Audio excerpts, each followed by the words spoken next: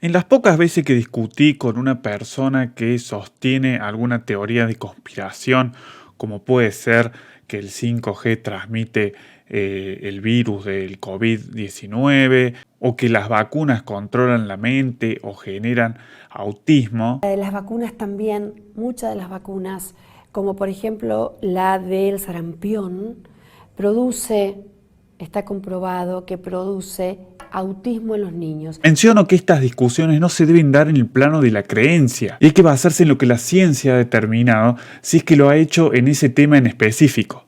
Y ahí es donde viene la típica respuesta que me hizo dar cuenta que no tiene sentido discutir con este tipo de personas. ¿Y por qué crees en la ciencia y en los científicos? Como si se tratase de un bando, ¿no? Es decir, los científicos todos son un grupo de personas que están puestas de acuerdo entre sí para ocultar la verdad creando experimentos falsos. Y nosotros, los que apoyamos la ciencia, le creemos porque llevan una bata blanca. Bueno, esto obviamente no es así. El primer error es pensar que la ciencia se trata de una creencia, cuando en realidad cuando mencionamos la ciencia, nos referimos al método con el que se demostró algo, y no a un científico en particular, porque ese es otro error común. La ciencia está representada por cientos y miles de personas, humanos, con sus creencias, con sus deshonestidades o intereses, pero existe un procedimiento establecido para evitar o desacreditar lo que se llama la mala ciencia, y se llama el método científico. Mi nombre es Ezequiel Soler y en este video te voy a contar en detalle en qué consiste el método científico y por qué un estudio de la Universidad de Massachusetts, por más prestigiosa que ésta sea, puede ser falso.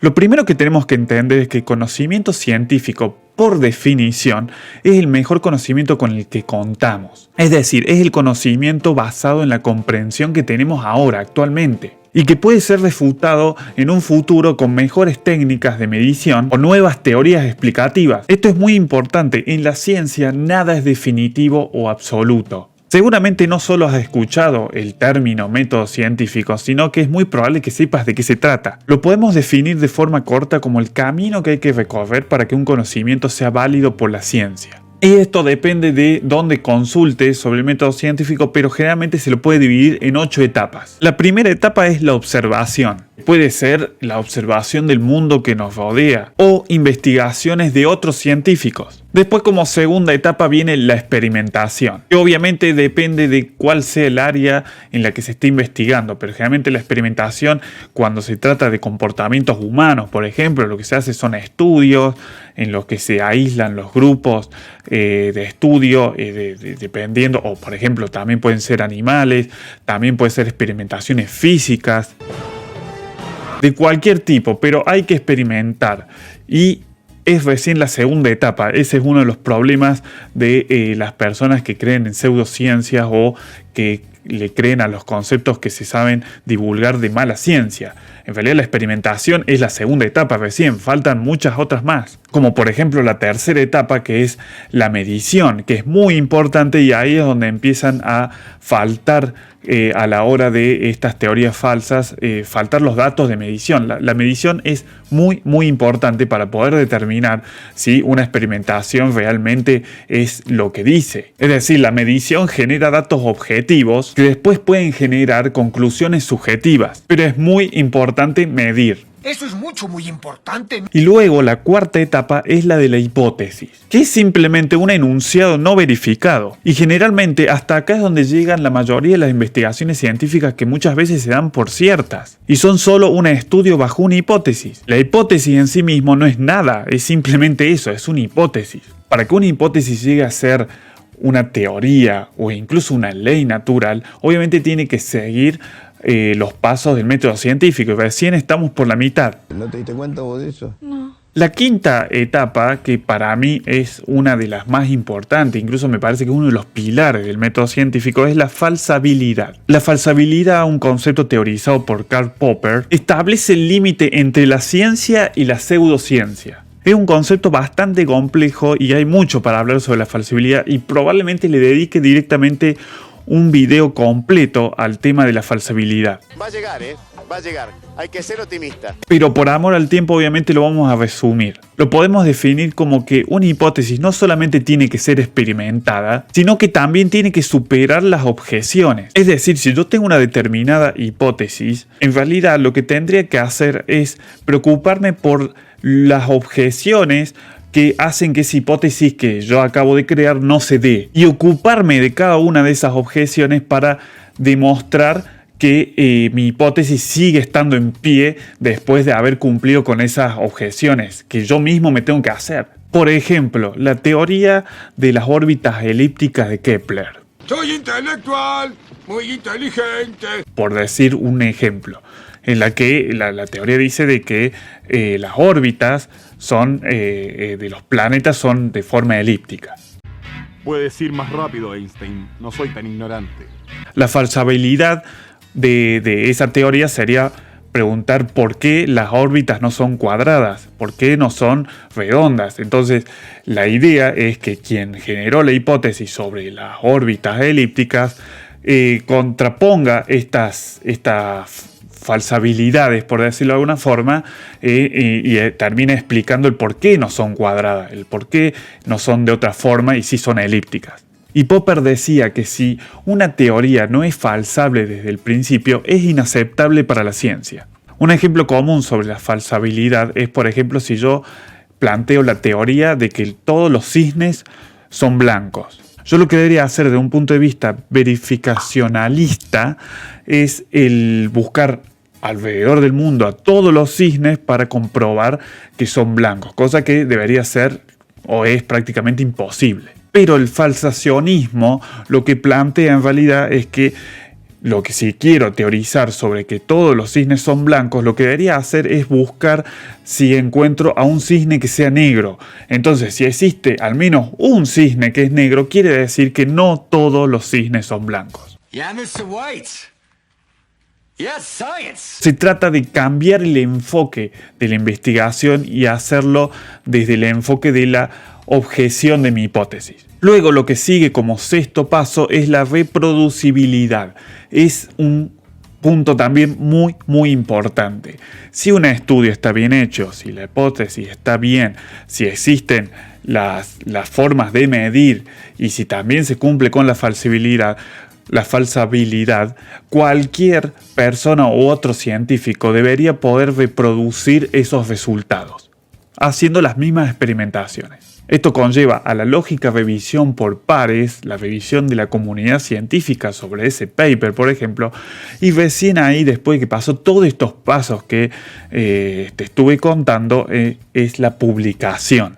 Todos estos pasos son los que se deben llevar a cabo para que esto se pueda considerar al menos dentro de la discusión de la ciencia incluso. Y desde ya ten en cuenta que existe el concepto de la mala ciencia. Es decir, hay miles de estudios científicos que no están correctamente hechos. Y también tienen que ver que estos procesos científicos pueden llevar muchísimo tiempo. Y todo, incluso la ciencia también, están involucrados en lo que llamamos la economía de la atención.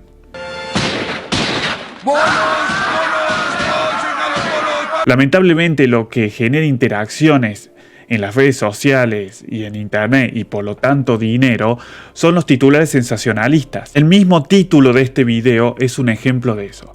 Yo podría haber puesto algo que no genere la atención como tal vez sí lo generó en muchas personas, porque estoy sacando una conclusión en el título. Podría haber puesto qué es el método científico. Te explico el método científico y seguramente tendría muchas menos visitas de las que ya seguramente tiene, pocas, pero bueno, tendría muchas menos todavía si no hago un título que llame la atención, porque así es como está funcionando ahora el consumo en internet.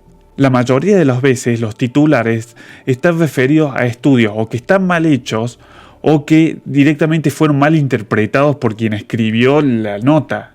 Incluso existen estudios científicos que están pagados por empresas para demostrar algo y que a primera vista parece que están bien desarrollados esos estudios científicos, pero obviamente están sesgados para que los resultados de esos estudios den a lo que está buscando esa empresa. Por eso es tan importante la falsabilidad. el científicamente comprobado que te ponen algunos productos de limpieza o de comida no quiere decir que realmente se haya comprobado como se debería. 9 de cada 10 odontólogos recomiendan colgar. Por eso es importante entender que los estudios científicos no significan nada en sí mismos. Muchas veces pasa que al ver un paper científico de un estudio determinado te das cuenta que la investigación y el desarrollo no tienen nada que ver con las conclusiones que saca ese paper. O que, por ejemplo, el tamaño de la muestra con la que se hizo el estudio es muy pequeña. O la muestra no es representativa. Por ejemplo, si yo hago un estudio sobre las ratas y tomo como muestra solamente a las ratas hembras y no hay ninguna rata macho, esa muestra no es representativa, porque no representa la totalidad de las ratas. Y sí. Otra forma muy común de comunicar mala ciencia es la de hacer investigaciones sin un grupo de control. Si yo estoy realizando una investigación sobre, por ejemplo, un champú que digo que quita la caspa, no debería realizarlo solamente con un grupo que use ese champú para después hacer las observaciones, sino que también debería tener otro grupo al mismo momento de la investigación que no use ese champú para que se puedan comparar contra un grupo que no de control, justamente, que no tiene o no se está usando ese champú. ¡Nunca! Incluso en estudios serios se realiza lo que se llama la comprobación del doble ciego. Es decir, no solamente la persona que se pone el champú debería saber si es un champú común o el que quita la caspa, supuestamente, sino que el que releva los datos, es decir, el científico que está investigando, tampoco debería saber cuál grupo es cuál, para evitar los sesgos. Por eso se llama el doble ciego. Hay otros cientos de miles de casos de muchos papers o investigaciones supuestamente científicas que en realidad le faltan, como les digo, estos grupos de control, o que la muestra es muy pequeña y que, como generalmente los medios de prensa, con suerte, lo que van a hacer es directamente leer las conclusiones de un estudio para poder hacer el titular sobre que en la Universidad de Massachusetts tal cosa, no están leyendo, porque muchas veces por incapacidad es así, no están leyendo en realidad todo el desarrollo del paper para darse cuenta que probablemente muchos de esos papers no tengan el sustento para llegar a esas conclusiones. Por eso es importante entender que no solamente se trata de cumplir los pasos que ya te estuve mencionando, sino también hacerlo de forma correcta y que sea revisado por gente que sabe sobre el tema para dar el ok o no. Porque esto también es muy importante. La ciencia necesita de muchas personas para que sea validada. Si un médico sale de repente a decir que las ondas de la telefonía móvil transmiten el virus del coronavirus, por más que sea médico graduado con honores en la universidad de mis huevos, no importa, porque son más los colegas que refutan esa hipótesis que los que sí. Que seas un profesional en un área no te habilita para que tires hipótesis y pretendas que los demás las tengan que creer. Por eso es importante cuando se habla de la comunidad científica, que es la que valida los conocimientos científicos y que respeten todos estos pasos. ¿Se trata entonces de descreer de todo? Contésteme concretamente. No, todo lo contrario. Se trata de reconocer ciertos procesos para poder distinguir si un proceso es consistente científicamente o no. No puede ser que nos quieran instalar el nuevo orden mundial, que nos quieran dar una vacuna que después va a venir de quién, de Bill Gates la vacuna. ¿Qué va a tener esa vacuna? Niños abortados va a tener esa vacuna. Yo esa vacuna no me la doy. What?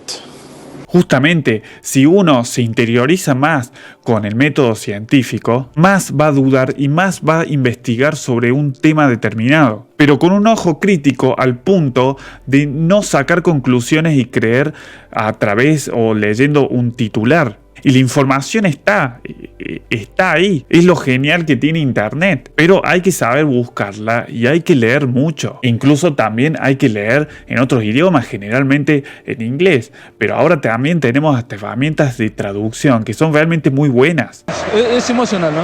Pero obviamente es un trabajo arduo. Por eso es tan importante la labor que hacen los divulgadores científicos. Y lamentablemente acá en YouTube, muchos divulgadores científicos muy calificados son opacados por otros youtubers que hacen totalmente lo contrario. La mejor forma para evitar los problemas que tenemos actualmente y los problemas que vamos a tener en el futuro con la mala ciencia y las teorías de conspiración no es ni peleándose con las personas que puedan tener una creencia como por ejemplo que la Tierra es plana, ni ponernos a la altura de nosotros evangelizar que la Tierra es redonda. La clave es entender cómo funciona la ciencia y cómo la ciencia se trata de buscar el conocimiento que tenemos en la actualidad y poder validarlo para que sea un conocimiento justamente chequeado y que podamos plantearlo, incluso refutarlo, pero utilizando las mismas herramientas. Y obviamente la idea de cada persona no debería ser saberlo todo,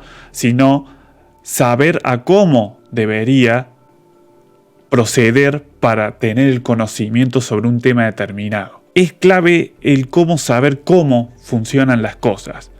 Por eso tenemos tantos problemas en la política, en la interpretación de la justicia, porque no se entienden los procedimientos que se llegan a algo. Pasa lo mismo con la ciencia. Entonces tenemos este problema a la hora de que vivimos en esta sociedad dicotómica en la que sí o sí tenés que estar en un bando y no das la posibilidad de la discusión. Hay otro gran problema en la sociedad que es aprender a debatir también. Tema también para otro video seguramente. Hasta acá llegué. Basta, chicos. Porque seguramente se fue de largo este video.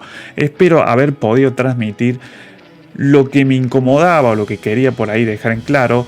Tal vez aprendiste algo nuevo, tal vez te despertó algunas ganas de investigar algo de esta forma o poder seguir el tema. Si es así, si te gustó el video, le podés dejar un like. También estaría muy bueno que lo compartas con aquellas personas que crees que le puede interesar este video. Y vos me explicarás por qué estás viendo este video y no estás suscrito. Si es totalmente gratis, ¿por qué no te suscribís haciendo clic en el botón de abajo? Y si le das a la campanita, cuentan por ahí, no hay ningún estudio y paper que demuestre que realmente YouTube te avisa, pero una gran posibilidad puede ser que sí lo hagas si haces clic en la campanita. Me podés seguir también en el resto de mis redes sociales. Nos estaremos viendo en el próximo video.